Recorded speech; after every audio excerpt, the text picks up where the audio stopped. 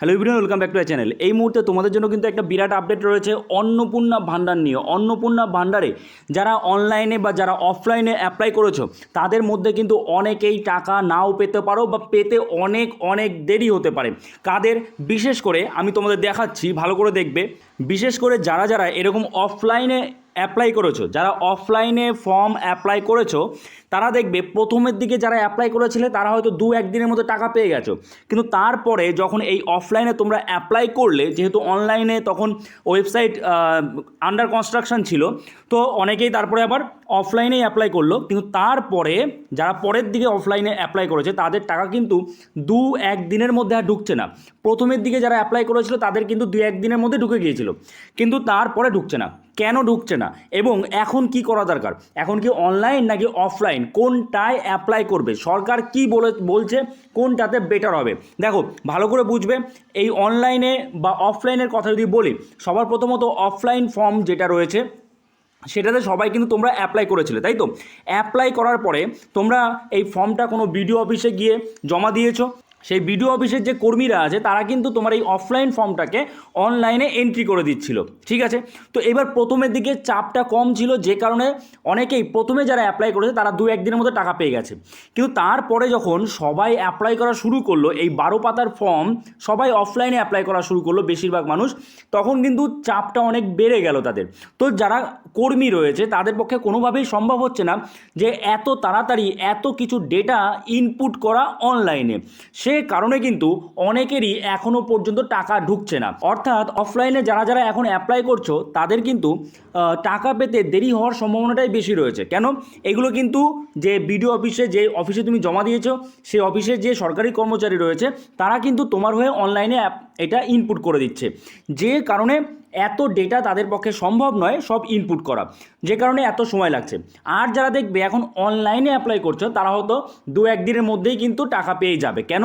অনলাইনে অ্যাপ্লাই করা মানে কি, তুমি ডাইরেক্ট, তুমি আর কোনো ওই সরকারি যে কর্মচারী রয়েছে বিডিও অফিসের বা সেই অফিসের কর্মচারীরা কিন্তু তোমার ফর্মটা ইনপুট করছে না, তুমি নিজে ইনপুট করছো কোনো সাইবার ক্যাফে গিয়ে বা কোনো অনলাইনের দোকানে গিয়ে ইনপুট করছো। তো তখন কি তোমার ফর্মটা কিন্তু সঙ্গে সঙ্গে এন্ট্রি হয়ে যাচ্ছে, তাই তো? তো এই কারণেই যেটা বলছি তোমাদের, যে তোমরা এখন অফলাইনে নয়, অফলাইনে অ্যাপ্লাই করো না, এটা সরকার থেকেও ঘোষণা করা হয়েছে। তোমরা বিভিন্ন বিডিও অফিসের মাধ্যমেও কিন্তু আমরা জানতে পারছি যে এখন যতটা সম্ভব হয় তোমরা অনলাইনে অ্যাপ্লাই করার চেষ্টা করো, এবং এটাই কিন্তু বেটার। অনলাইনে অ্যাপ্লাই করা মানে তুমি সঙ্গে সঙ্গে তোমার ফর্মটা কিন্তু জমা পড়ে যাচ্ছে, তোমার ডেটা সব কিন্তু সরকারের কাছে সঙ্গে সঙ্গে চলে যাচ্ছে।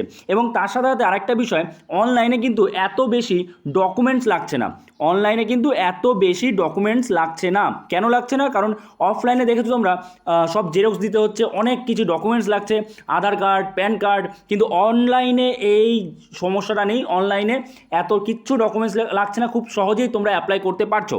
এইবার আরেকটা বিষয়, যারা অনলাইনে অ্যাপ্লাই একবার করেছিলে তাদেরও কিন্তু আবার অ্যাপ্লাই করতে বলছে।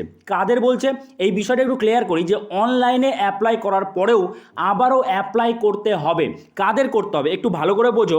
যখনই তোমরা এই অন্নপূর্ণা ভান্ডারের এই যে ওয়েবসাইট রয়েছে, অফিসিয়াল ওয়েবসাইট, এখানে যখনই আসবে তখন দেখবে এই যে নিচে নিচে দেখো একটা লেখা রয়েছে, notes, citizens who have successfully applied on 3/6/2026 are requested to resubmit their application in the new format. অর্থাৎ যে যারা 3 তারিখে যখন এই অফিসিয়াল ওয়েবসাইটটা ওপেন হয়েছিল তারপরে কিন্তু ওয়েবসাইটটা ক্র্যাশ করে গিয়েছিল, তারপরে আন্ডার কনস্ট্রাকশনে ছিল, তারপরে আবার ঠিকঠাক হয়েছে। এইবার 3 তারিখেই যারা যারা অ্যাপ্লাই করেছিল তাদের ডেটাগুলো কিন্তু ঠিকমতো এন্ট্রি হয়নি। অনলাইনের কথা বলছি, অফলাইনে নয়।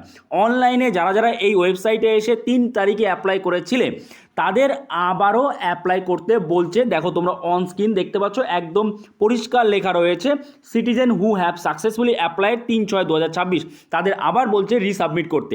ঠিক আছে, আশা করছি তোমরা বুঝতে পেরেছো। তো কাদের কাদের আবার নতুন করে অ্যাপ্লাই করতে হবে? যারা অনলাইনে অলরেডি অ্যাপ্লাই করেছিল 3 তারিখে, 3/6/2026, তাদের আবার নতুন করে অ্যাপ্লাই করতে হবে। প্রথমত এটা। যারা অফলাইনে আগে অ্যাপ্লাই করেছিলে বা নতুন করে অ্যাপ্লাই করেছো তাদের কিন্তু টাকা পেতে একটু দেরি হওয়ার সম্ভাবনাটাই বেশি। এবার অনেকে আবার প্রশ্ন রয়েছে, তাহলে কি অফলাইনে তো আমি একবার অ্যাপ্লাই করেছি, আমি কি অনলাইনে অ্যাপ্লাই করবো? না, অফলাইনে যদি তুমি একবার অ্যাপ্লাই করে থাকো তাহলে আর অনলাইনে কিন্তু অ্যাপ্লাই করতে যেও না, সেক্ষেত্রে তোমার অ্যাপ্লিকেশন বাতিল হতে পারে। অফলাইনে অ্যাপ্লাই করেছো, একটু দেরি হলো, তুমি টাকা ঠিকই পাবে, একটু দেরি হবে। আর অনলাইনে তোমার কি সঙ্গে সঙ্গে হয়ে যাচ্ছে আর কি, ঠিক আছে? তো একটু ধৈর্য ধরো, খুব তাড়াতাড়ি তোমরা অফলাইনে অ্যাপ্লাই করে থাকো, অনলাইনে অ্যাপ্লাই করো, তোমরা কিন্তু সঠিকভাবে ফিল আপ করবে ফর্মটা, ভুল যেন না হয় সেই ফর্মে কোনো রকম।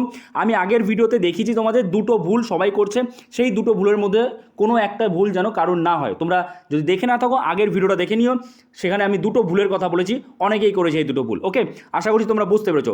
তো এই ছিল আপডেট, নতুন কোনো আপডেট আসলে আমি অবশ্যই তোমাদের জানিয়ে দেবো। এবার যদি কেউ কারোর মনে প্রশ্ন থাকে যে এখন অনলাইন নাকি অফলাইন কোনটা করা বেটার, আশা করি তোমরা বুঝে গেছো। তবু আবার বলছি, এখন অনলাইনে করাই বেটার। যদি পারো অনলাইনেই করো, সেখানে তোমার হয়তো 50-100 টাকা খরচা হতে পারে, কারণ তুমি যে সাইবার ক্যাফেতে গিয়ে বা যে অনলাইনে দোকানে গিয়ে করবে, সেখানে তোমার ফর্মটা ফিল আপ করে দেওয়ার জন্য সে কিছু টাকা নেবে। কিন্তু এটা ভালো যে তোমার ডেটাটা সঙ্গে সঙ্গে কিন্তু সরকারের ঘরে চলে যাচ্ছে, সরকারের ওয়েবসাইটে কিন্তু চলে যাচ্ছে। বোঝা গেছে? আশা করি বুঝতে পেরেছো। তো চলো, নতুন কোনো আপডেট আসলে আবার তোমাদের জানিয়ে দেবো। দেখা হচ্ছে নতুন কোনো ভিডিওতে, সবাই ভালো থেকো।